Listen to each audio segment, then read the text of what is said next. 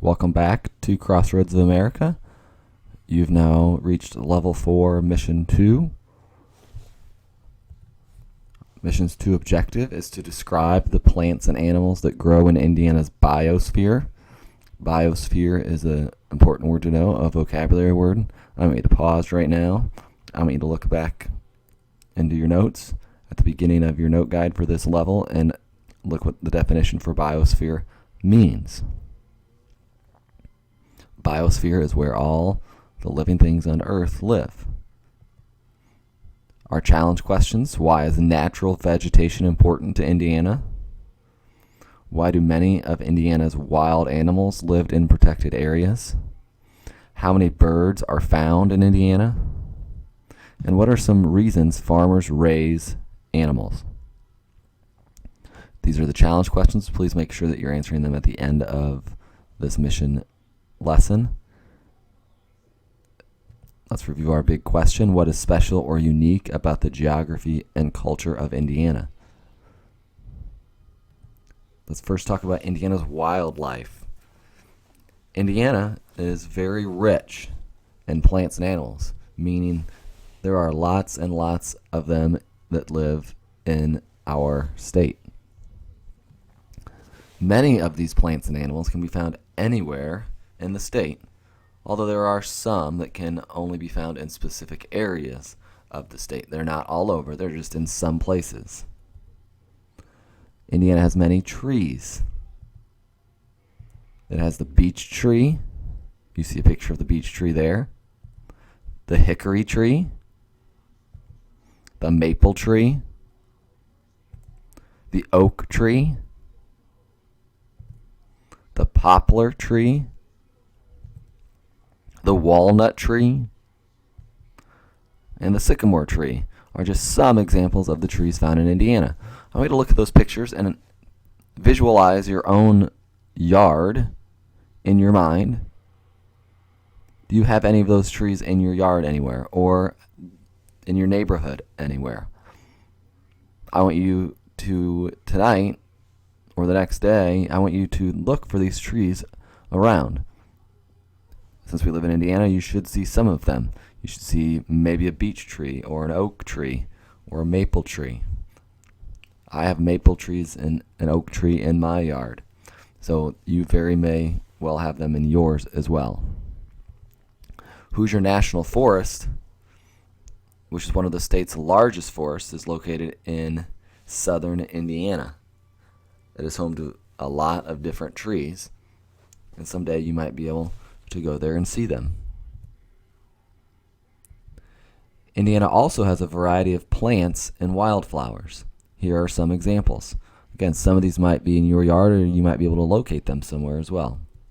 There's the violet, the lupine, the peony, our state flower, and the goldenrod.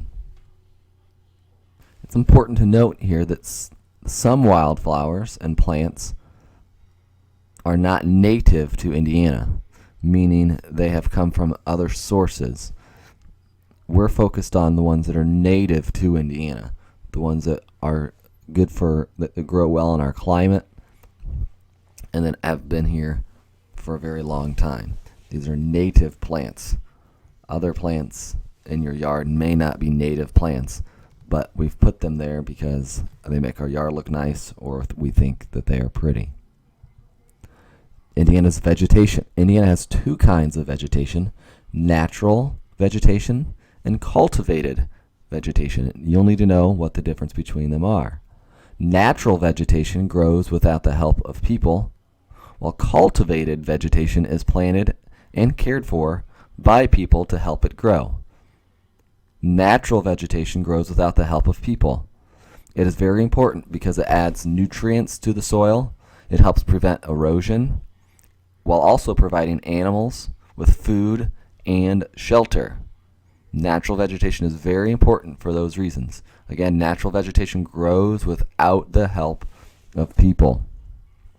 Cultivated vegetation, on the other hand, is also important because corn is a plant or a crop that we put in the ground that also helps us It provides food for us. Soybeans, same thing. So these are plants that need a human's help in order for it to grow. Natural vegetation grows without a human's help. Cultivated vegetation needs our help for it to grow. Animals in Indiana can be found in the wild or on farms. Let's first talk about wild animals found in Indiana.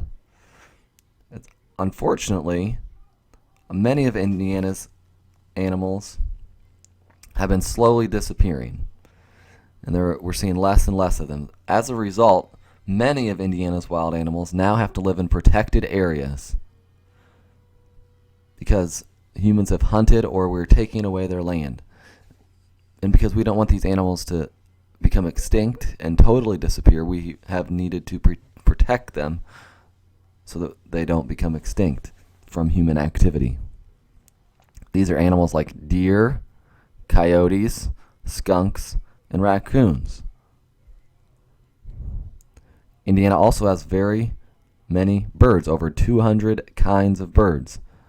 We have the great heron, black ducks, our state bird, the cardinal. We have bluebirds, horned owls, hawks, wild turkeys, and even the bald eagle can be found in Indiana as well. You may not have realized that, but the bald eagle does fly in Indiana. Just the other day, I saw a hawk. So we have hawks. We have lots of different types of birds that live in Indiana. Some stay here all year long. Some will migrate here during the summer, during the winter. Some will leave and come back during the summer. Indiana also has a lot of farm animals. Farmers raise many different animals for different purposes. Some farmers raise ostriches for their meat, eggs, and feathers. You might not have known that. Some raise llamas for their fleece. Sometimes we think that farmers just raise certain types of animals, but really they sometimes raise different animals than we think. We might think, well, on a farm they're just going to have cows. But in actuality, they raise a lot of different types of animals, especially in Indiana.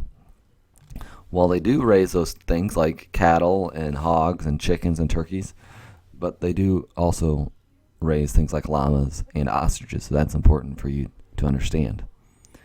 Indiana supplies almost 1/3 of our nation's duck, making it the top duck producer in the entire United States. So a lot of ducks are born, raised, and then used for human purposes for the rest of the United States. And those come from Indiana. We are the nation's largest producer of ducks. Hogs are also a very important and valuable farm animal that come from Indiana. There you see hogs. Hogs would provide food for a lot of us. They would provide some fertilizer for farmers potentially. They're a very important natural resource. We get a lot of good things from hogs. This is the end of Level 4 Mission 2. Please make sure that you have filled out your notes. You are now ready to answer your challenge questions. This is the end of Level 4. You will also need to be prepared to take the review quiz. And then after that, if you reach the right percentage, a level up, and then a geography skill check. So please be ready for those. And I will see you in Level 5. If you have any questions, please let me know.